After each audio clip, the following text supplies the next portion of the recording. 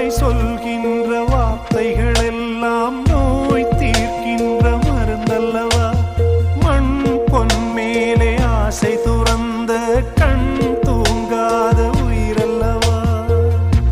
காலத்தின் கணக்குகளில் செலவாகும் வரவும் நீ, சுழல்கின்ற பூமியின் மேலே சுழலாத பூமியும் நீ.